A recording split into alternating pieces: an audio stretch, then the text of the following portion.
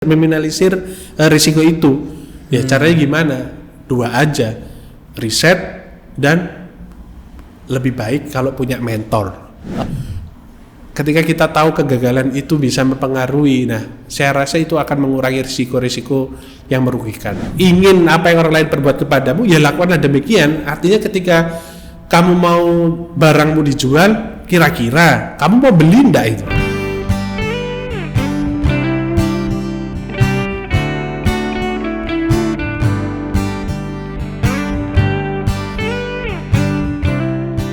Mungkin bisa ceritakan juga Kak, suka dukanya gitu ya. Tadi kan juga terkait dengan customer, mungkin ada senangnya atau sedihnya ketika menjalani bisnis ini, berwirausaha ini Kak.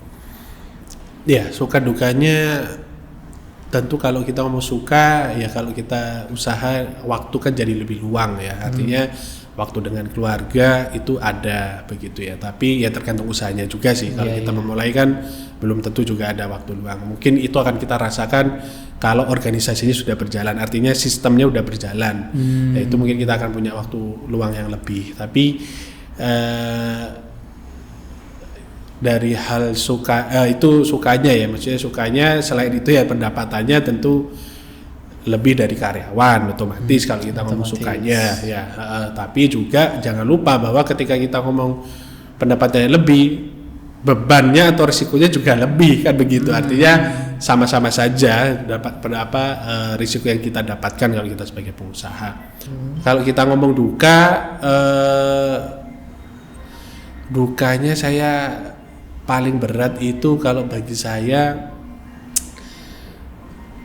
ditipu ya tentu ya. Jadi tentu kita nggak bisa lepas dari ngomong ditipu. Kadang ketika ditipu itu jadi berat. Karena saya pernah ditipu ini nggak lama juga, mungkin ada beberapa kali, cuma nilainya nggak besar. Tapi yang tahun lalu itu cukup besar sehingga itu juga cukup mempengaruhi jalannya usaha saya ya. Bahkan masalahnya ditipu itu juga ya kadang repot juga, bahkan orang-orang kita sendiri yang menipu. Jadi sama sekali ketika di dunia usaha itu seringkali malah banyak orang-orang kita sendiri yang jadi batu sandungan. Tapi itulah PR-nya kita sebagai pengusaha, juga jangan capek jadi pengusaha atau customer yang seperti itu juga, yang merugikan penjualnya sehingga dia susah untuk menjalankan usahanya. Jadi dukanya lebih ketika ditipu dan itu nilainya besar, itu cukup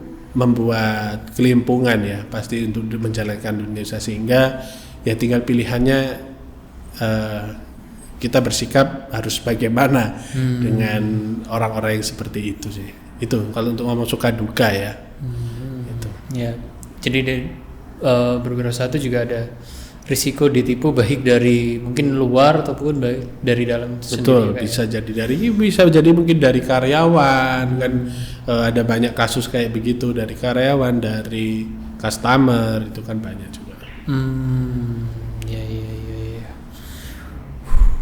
Terus Kak, risiko lainnya Kak selain ya kan perlu juga tuh kita mempersiapkan diri untuk menghadapi risiko-risiko dalam berwirausaha.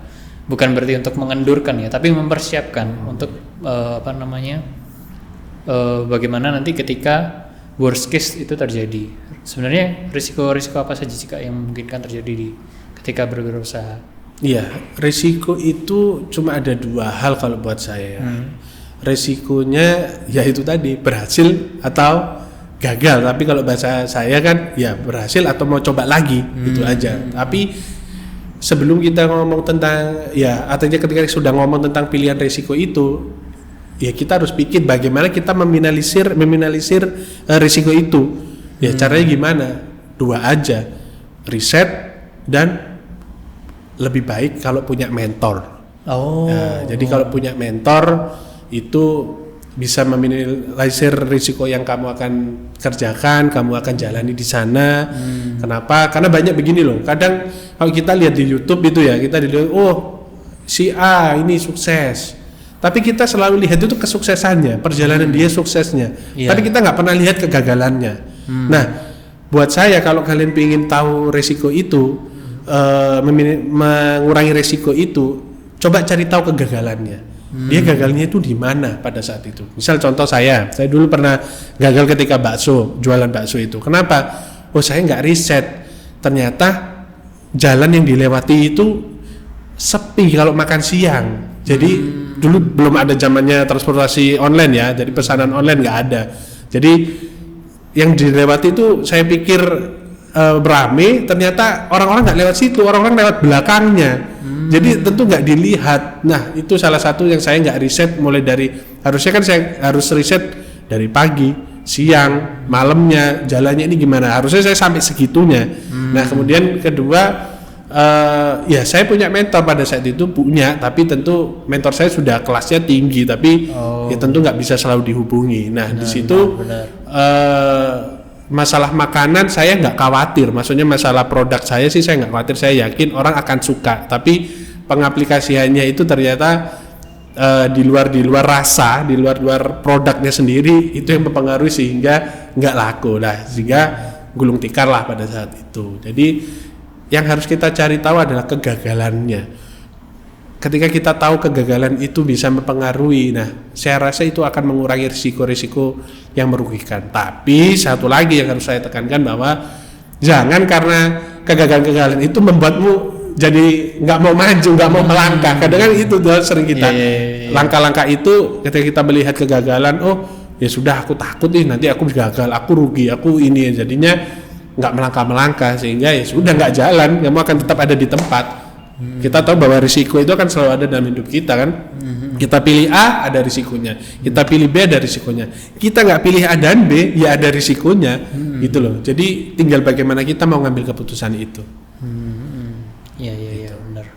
Jadi risiko atau ketakutan itu sebenarnya bukan untuk menjadikan kita batasan dan lain sebagainya, tapi malah seharusnya kita malah mengatasi hal itu, dipikirkan bagaimana mengatasi atau mempersiapkan jika ada risiko itu, bagaimana kita mengatasinya, bagaimana kita survive dari hal-hal yang seperti itu, gitu ya. Betul.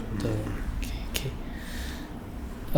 Terus Kak, ini kan ya namanya zaman semakin maju, kita juga mungkin melihat banyak hal yang sangat sering didengungkan oleh banyak pengusaha yang sudah lebih dulu itu ya, namanya mulai berwirausaha tuh dengan ATM, amati, tiru, dan modifikasi. Yeah. Nah, pastinya akan memungkinkan banyak produk yang serupa, terus akhirnya mungkin jadi kompetitor dari bisnis yang sebelumnya gitu. Nah, untuk mengatasi persaingan usaha yang seperti itu Kak, gimana cara mengatasinya? Ya, kalau itu lagi-lagi balik lagi ya Anda harus riset ya. Jadi ketika riset itu kompetitor itu artinya ini kan kalian mengambil pemilihan market yang besar. Artinya ketika kalian mengambil pilihan market yang besar, kalian harus siap bersaing. Siap bersaing sehingga kalian akan menunjukkan apa yang beda dengan produk kompetitor. Pelajari kompetitor tersebut, apa yang menjadi kekurangan mereka, tapi tanpa menjatuhkan. Jadi saya pernah ada pengalaman, saya ada kompetitor yang berapa kali saya maju bersama gitu ya, maksudnya di customer begitu ya, maju bersama, harga saya bertarung, seringkali ya harga saya lebih tinggi gitu loh, harga saya lebih tinggi daripada harga kompetitor, tapi yang saya jamin bahwa adalah harga tersebut sesuai dengan barangnya. Artinya kalau kita ngomongnya ada harga ada barang kan begitu, artinya ya kita ngomong apa adanya, kita harus jujur bahwa apalagi kita sebagai orang percaya, tentu kita harus yakin, kita harus meyakinkan ke customer kita bahwa barang apa yang kita jual itu ya layak dibeli, betul-betul bahwa kita modal kejujuran. Nah, kalau saya pribadi mengatasi seperti itu,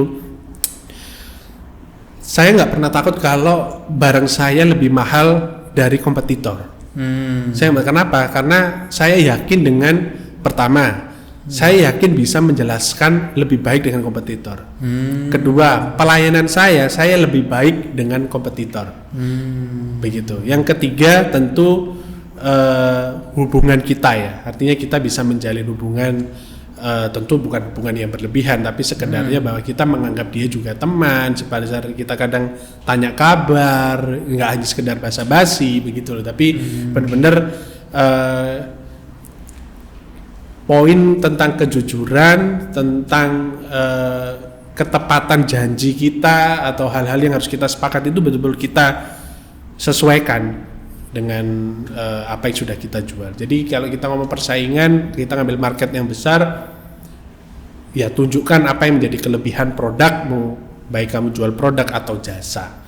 Ya, saya poin yang jadi kekuatan ya ketika dalam menjalankan usaha ini, saya rasa itu bisa didasar buat kita semua ya, anak-anak yang mendengarkan ini, buat adik-adik yang ingin berwirausaha.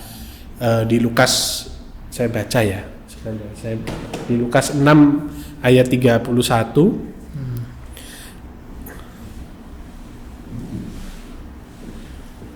Ya, itu bisa jadi kekuatan kita dalam menjalankan bisnis, sehingga ketika kita mau lakukan ini, itu kayak jadi rema yang harus kita pahami betul, kita jalankan betul dalam kehidupan kita, baik tidak hanya sekedar dalam berwirausaha tapi dalam kehidupan kita ya. Nah, Lukas 6:31, dan sebagaimana kamu kehendaki supaya orang perbuat kepadamu, perbuatlah juga demikian kepada mereka. Coba, artinya ayat ini kan dalam ya. Jadi ketika betul-betul kamu ingin apa yang orang lain perbuat kepadamu, ya lakukanlah demikian. Artinya ketika kamu mau barangmu dijual, kira-kira kamu mau beli enggak itu? Misal kemarin yang zaman-zaman dulu, zamannya bakso borak ya kalau nggak salah ya, bakso borak, bakso yang isinya tikus lah apa, nah kayak gitu kan ngeri juga, jualnya murah tapi ternyata secara higienis nggak sama sekali, nggak merusak kesehatan. Tentu kita orang-orang percaya tentunya ketika menjalankan wirausaha, menjalankan usaha harus hindari hal-hal tersebut, karena coba deh balikan lagi ke dirimu, apakah betul-betul barang yang kamu jual, produk yang akan kamu jual itu atau jasa yang akan kamu jual itu layak nggak pembelimu itu terima. Balikan lagi ke dirimu, sehingga ketika kita berpikir seperti itu, saya yakin customer itu juga akan datang dan akan terus repeat order, atau bahkan dia akan ngomong ke teman-temannya sendiri. Begitu sih. Okay. Berarti cara mengatasi persaingan itu yang pertama ya kita meningkatkan kualitasnya itu tadi, kayak betul. Dari barang, dari pelayanan, dari bagaimana kita menjelaskan juga, daripada dari bagaimana kita juga melayani gitu ya, kayak, dan menjalin relasi yang baik juga dengan mereka itu ya, kayak. Jadi itu poin penting untuk kita bisa mengatasi itu ya, persaingan di dunia usaha itu. Oke. Terus Kak, tadi juga disebutkan itu ya, pesan dari Kak Riko untuk ketika kita menjual atau menyampaikan barang itu yang yang layak, yang baik gitu kan ya. Nah selain itu Kak, mungkin ada pesan dan juga mungkin hal-hal yang kadang menggoda gitu. Itu salah satu hal yang menggoda kan Kak. Maksudnya dari sesuatu yang kualitasnya rendah atau mungkin tidak layak jual, terus kemudian kita jual dan menghasilkan keuntungan yang sangat ya. Jadi selain itu ada nggak sih Kak tantangan-tantangan atau hal-hal menggoda lainnya yang mungkin bisa jadi sesuatu yang sebaiknya kita hindari gitu? Ya, mungkin saya menjawab ini dengan satu kesaksian ya dari saya. Jadi saya juga nggak malu kok kalau saya pernah jatuh, itu artinya berjatuh dalam dosa di dunia usaha ini. Pernah satu kali pada awal-awal usaha saya berpikir seperti itu gitu. Artinya saya punya bekal loh dalam pelayanan, saya punya bekal dalam melayani di UK3 dulu, di UK3 UNER, tapi ketika sudah ngomongin tentang uang itu pasti tergoda. Ya, kita tahu akar kejahatan adalah cinta akan uang. Artinya ketika uang itu betul-betul datang, ya kita pasti tergoda. Nah di situ pada saat itu mengalamilah saya hal tersebut. Jadi ceritanya saya menjual produk nih, ya produk sekarang, produk yang saya jual tirai PVC ini, saya menjual bahan ada 3 macam, dari 3 negara, dari Prancis, dari Inggris, sama dari Cina. Tapi semua produksinya itu di Cina. Tapi di Cina ya kita tahu ya, produk di Cina banyak KW-KW-nya di situ. Nah, pada saat awal-awal itu saya mendapat customer, saya tawarkan produk dari, saya bawa contohnya ini Pak, barangnya yang akan dipasang dari Perancis yang biasa bilang. Tentu secara keawetan, secara warna itu berbeda dengan dari Cina. Tapi saya nggak sampaikan ada barang dari Cina karena produk saya ini orang banyak nggak tahu. Orang pokoknya kepasang gitu aja, terpasang aman dari audit gitu. Tapi secara ketahanan enggak kalau kita ambil yang dari produk KW-nya. Nah, akhirnya saya tawarkan dan deal, tapi setelah itu apa yang saya lakukan? Ternyata saya kasihnya produk dari Cina. Dari Cina yang KW ya, bukan yang dibuat ya. Artinya meskipun dari saya bilang tadi dari Perancis atau dari Inggris, dia buatnya di Cina juga. Tapi kan banyak pabriknya di situ. Nah, saya jual yang KW-nya lah istilahnya. Saya sudah jual, saya pasang, deal, saya dibayar. Tapi ketika saya dibayar, mungkin saya mendapat untung yang lebih. Yang saya rasakan apa? Saya nggak bisa tidur berhari-hari gitu. Jadi ada merasa kayak ada yang salah ini, ada yang salah, nggak betul ini begini, nggak bisa saya bisa seperti ini. Akhirnya ya saya percaya itu bahwa kerjaan Roh Kudus ya. Jadi ketika saya paham, yakini, kita imani bahwa ketika kita sudah terima Tuhan, tentu kalau kita melakukan satu kesalahan, dosa, kita nggak akan menikmati itu. Nah, itu salah satu bukti ya, satu tanda yang memang ya kita harus tetap berjalan di dalam iman kita orang percaya. Itu yang harus kita yakini. Dan masa saya sudah menjalankannya dengan visi yang benar, saya punya tujuan yang benar, tapi cara yang saya lakukan salah. Gitu. Kemudian apa yang saya lakukan saat itu? Saya tahu resikonya besar ketika saya akan meminta maaf gitu ya. Pertama karena saya tahu customer saya ini orang berpendidikan pada saat itu dan ada latar belakang hukum. Karena itu saya di awal saya jadi takut kalau nanti saya minta maaf artinya saya bohong, saya dikira menipu ini. Bukan dikira, pasti menipu ini posisinya. Pilihannya adalah menuntut sehingga saya nanti bisa berkelanjutan di urusan hukum, atau ya dia maafin saya dan terima konsekuensinya gitu. Maksudnya saya harus apa begitu kan begitu. Maju mundur itu pada saat itu, sehingga tapi saya putuskan enggak ya, kalau kamu udah tahu salah ya harus kamu minta maaf di sana, nggak ada pilihan lain di sana karena kamu sebagai orang percaya. Akhirnya saya putuskan saya minta maaf di sana. Saya punya pilihan, Pak, saya minta maaf karena saya tahu bahwa apa yang saya kemarin tawarkan dan saya kerjakan itu berbeda. Saya ceritakan apa adanya bahwa barang yang saya kasih contoh dan diaplikasikan itu berbeda. Beliau nggak sadar. Artinya ketika saya nggak ngapa-ngapain itu sebenarnya nggak apa-apa. Artinya tahu ya.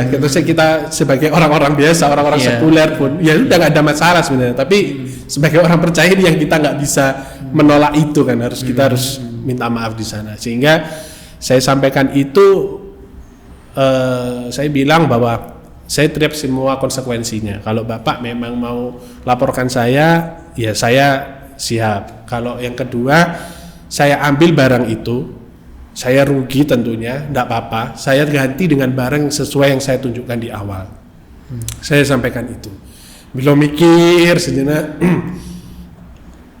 Oke Pak, saya terima permintaannya, maaf Bapak, tapi saya pikirkan dulu ya. Itu sudah saya cukup deg-degan itu, karena pikirkan dulu, besok saya kabari. Ya sudah, akhirnya sambil menunggu ya tentu saya berdoa. Dia berdoa, ya sudah saya dipanggil lagi. Ya sudah Pak, nggak usah.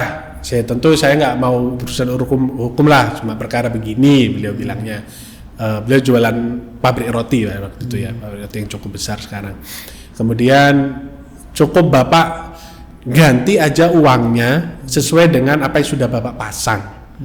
Begitu. Jadi saya nggak mengganti ini, jadi saya malah cuma mengurangi sesuai dengan apa yang sudah saya pasang. Kemudian setelah itu saya langsung damai, maksudnya damai sejahtera itu ada, dan dari situ saya sudah sampai sekarang itu terjadi mungkin sekitar 5-6 tahun yang atau 7 tahun yang lalu, agak lupa ya. Tapi setelah kejadian itu jalannya itu sudah enak aja, maksudnya lancar aja, dan dari situ karena saya sudah pemikiran nggak bisa, kita jual apa ya kita harus ngomong jual apa. Nah dari situ ternyata apa yang terjadi, dia malah sampaikan ke teman-temannya bahwa oh ini produknya begini, ada banyak barang, dia orangnya begini. Jadi ternyata dari situ bukan malah duka yang saya dapat, tapi malah suka. Artinya ya itu tadi ya, karena kita melibatkan Tuhan, kita betul-betul menjalankan apa yang memang kita harus jalankan dengan baik dan jujur.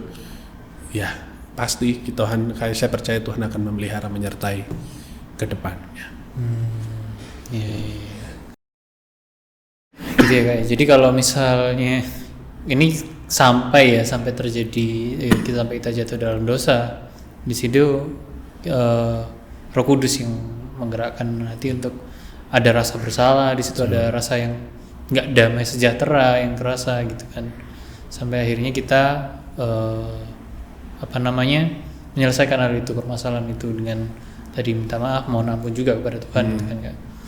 Nah di situ juga walaupun sebenarnya ada konsekuensi ya Kak ya dari hal seperti itu, tapi bagaimana kemudian berintegritas dalam berwirausaha itu yang bisa dicontoh juga dari pengalaman hidup Kak Riko tadi ya. Dari sharing Kak Riko. Jadi mungkin di awal-awal banyak sekali tantangan dan godaan dan sebagainya, tapi ya puji Tuhan tadi juga Roh Kudus yang menuntun Kak Riko untuk bisa meminta maaf, dan kemudian bisa sampai sekarang menjalani bisnisnya dengan baik gitu Kak ya. Oke. Ini Kak, terakhir mungkin ada pesan-kesan, bukan kesan sih ya, pesan untuk teman-teman atau audiens, saudara-saudara yang hendak memulai berwirausaha, silakan Kak mungkin. Ya pesannya mulai aja dulu. Jadi kadang kita berpikir banyak beginilah, ya mungkin saya sampaikan tadi, jangan jadikan itu sebagai ketakutan ya. Maksudnya Kak harus tahu risikonya, harus tahu pasarnya apa. Ya itu cukup. Kalau untuk mulai itu tadi saya bilang kasih contoh taksi biru itu tadi, artinya mulailah dari aksi itu, sehingga kamu nanti akan dapatkan kemampuan berhitung, punya momentum, punya hal yang berinovasi, sehingga ini yang cocok ternyata. Jadi bisa aja dari hal yang kecil kamu bisa nanti beralih ke hal yang lain lagi, sehingga kamu bisa menemukan passionmu, maksudnya hal yang tepat itu di sana ternyata, begitu loh. Jadi gak usah mikir yang besar-besar, yang boleh bermimpi besar, boleh, saya nggak bilang nggak boleh ya, tapi boleh bermimpi besar, tapi mimpi itu mulailah kerjakan dari hal yang terkecil dulu. Betul, ketika kamu mulainya dari hal yang kecil dulu, itu akan membuatmu banyak belajar. Ketika kamu berpikir bahwa saya ada satu ini ya, maksudnya yang satu hal yang sering kita ingat, maksudnya bukan ingat ya, kita pelajari beberapa saat lalu tentang privilege gitu ya. Jadi kadang kan mikir, iya Kak, orangnya papanya kaya, orang tuanya kaya, enak dia punya modal gitu kan ya. Terus dia tinggal jalankan aja. Iya, ya sudah, itu biar jadi bagian mereka. Tapi toh banyak loh. Bahkan customer saya pernah datang, dia sampai curhat, dia punya pabrik telur pada saat itu.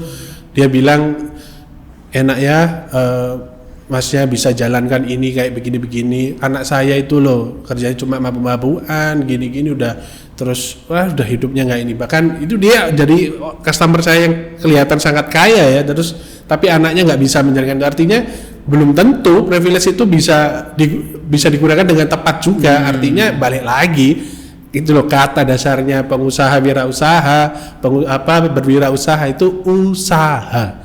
Jadi ketika kamu ada usaha di sana, ya itu tadi semuanya akan mengikuti kok. Kamu akan tahu bagaimana melihat peluang, kamu akan tahu melihat risiko, kamu akan tahu bagaimana berinovasi nantinya, sehingga bahwa kamu akan yakin pada satu titik ini memang jadi hal yang tepat, memang Tuhan izinkan aku kerjakan saat ini gitu.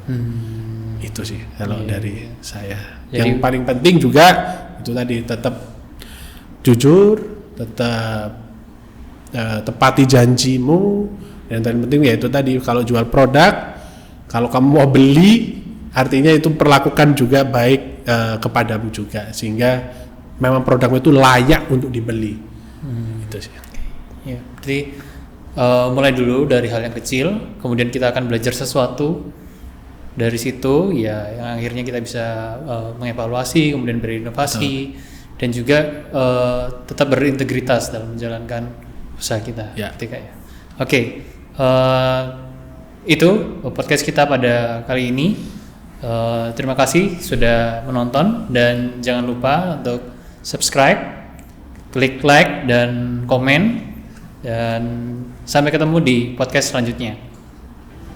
Tuhan memberkati.